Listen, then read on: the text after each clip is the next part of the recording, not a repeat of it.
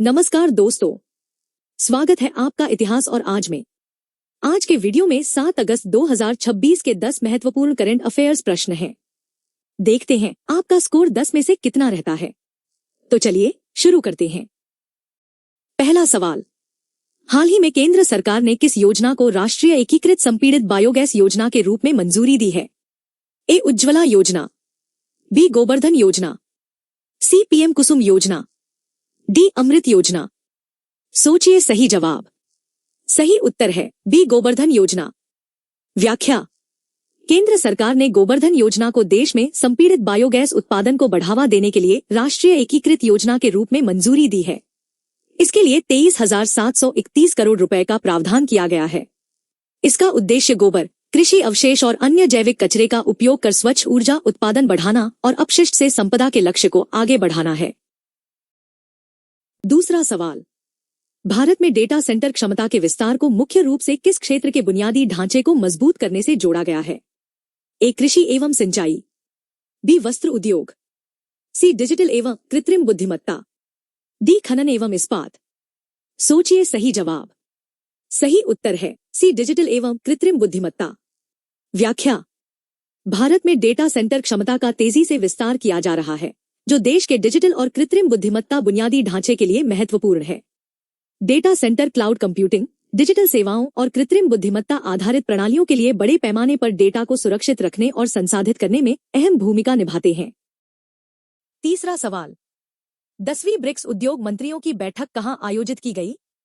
ए Jaipur, B Bhubaneswar, सी नई Delhi, D Chennai. सोचिए सही जवाब। सही उत्तर है ए जयपुर। व्याख्या, 10वीं ब्रिक्स उद्योग मंत्रियों की बैठक जयपुर, राजस्थान में आयोजित की गई। यह बैठक भारत की ब्रिक्स अध्यक्षता 2026 के अंतर्गत हुई। बैठक में सदस्य देशों के बीच औद्योगिक सहयोग, विनिर्माण, नई प्रौद्योगिकियों और सतत औद्योगिक विकास को मजबूत करने पर विशेष जोर दिया गया। चौथा सवाल, असम में मंजूर 135.87 किलोमीटर लंबी 4 लेन सड़क परियोजना किस राष्ट्रीय राजमार्ग से संबंधित है? ए राष्ट्रीय राजमार्ग 27, बी राष्ट्रीय राजमार्ग 17, सी राष्ट्रीय राजमार्ग 37, डी राष्ट्रीय राजमार्ग 15। सोचिए सही जवाब। सही उत्तर है डी राष्ट्रीय राजमार्ग 15। व्याख्या, केंद्र सरकार ने असम में बैहाटा चरियाली से तेजपुर तक राष्ट्रीय राजमार्ग 15 को 4 लेन में विकसित करने की परियोजना को मंजूरी दी है। इसकी अनुमानित लागत 8,970 करोड़ 20 लाख रुपए है। इससे असम और पूरे पूर्वोत्तर क्षेत्र में सड़क संपर्क और माल परिवहन को बड़ी मजबूती मिलेगी। पांचवा सवाल, 13वीं ब्रिक्स शिक्षा मंत्रियों की बैठक में भारत का प्रतिनिधित्व कौन कर रहे हैं? ए धर्मेंद्र प्रधान, बी प्रहलाद जोशी, सी अश्विनी वैष्णव, डी किरेन रिजिजू। सोचिए सही जवाब। सही उत्तर है बी प्रहलाद जोशी। व्याख्या, 13वीं ब्रिक्स शिक्षा मंत्रियों की बैठक 5 से 7 अगस्त 2026 तक भुवनेश्वर, ओडिशा में आयोजित की जा रही है। इस बैठक में भारत का प्रतिनिधित्व केंद्रीय शिक्षा मंत्री प्रहलाद जोशी कर रहे हैं। बैठक का उद्देश्य ब्रिक्स देशों के बीच शिक्षा, कौशल विकास, अनुसंधान, नवाचार और शैक्षणिक सहयोग को बढ़ावा देना है। 5 सवाल पूरे हो चुके हैं। अपना स्कोर कमेंट में जरूर बताइए। अब बढ़ते हैं अगले सवाल की तरफ। छठा सवाल, एआई कोश विश्वविद्यालय सहभागिता कार्यक्रम किस मिशन के तहत आयोजित किया गया? A digital India mission, B skill India mission, C startup India mission, D India AI mission. सोचिए सही जवाब। सही उत्तर है डी इंडिया एआई मिशन। व्याख्या, एआई कोश विश्वविद्यालय सहभागिता कार्यक्रम इंडिया एआई मिशन के तहत आयोजित किया गया है। इसका उद्देश्य विश्वविद्यालयों, विद्यार्थियों और शोधकर्ताओं को भारत के कृत्रिम बुद्धिमत्ता पारिस्थितिकी तंत्र से जोड़ना है।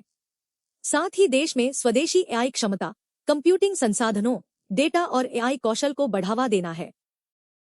7वां सवाल, फर्जी या मनगढ़ंत डेटा जमा करने वाले आवेदकों के खिलाफ हाल ही में किससे संबंधित नियमों को सख्त किया गया है?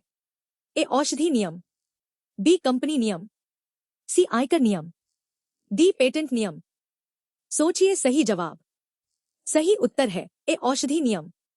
व्याख्या, केंद्र सरकार ने दवाओं की मंजूरी प्रक्रिया में फर्जी या मनगढ़ंत डेटा प्रस्तुत करने पर कार्रवाई को और सख्त करने के लिए औषधि नियमों में नए प्रावधान किए हैं।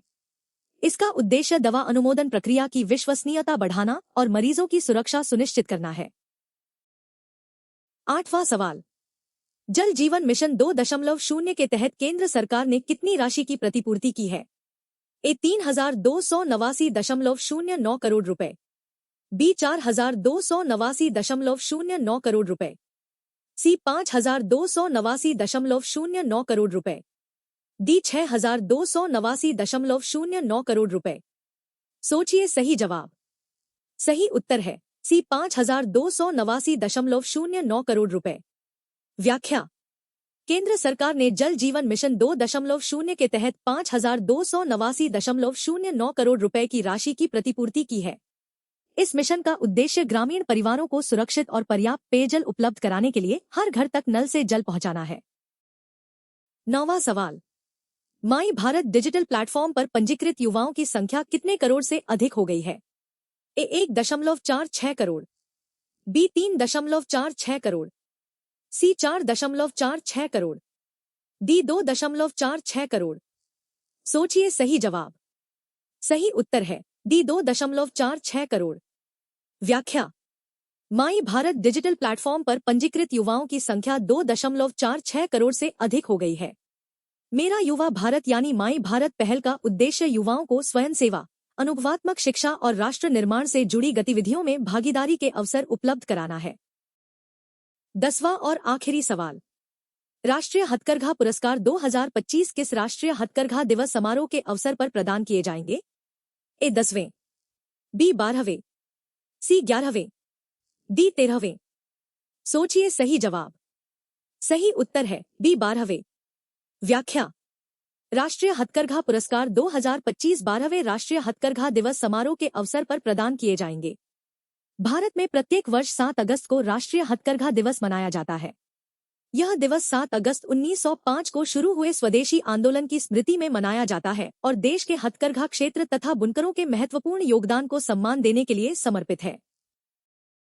आज के 10 सवाल यही पूरे होते हैं।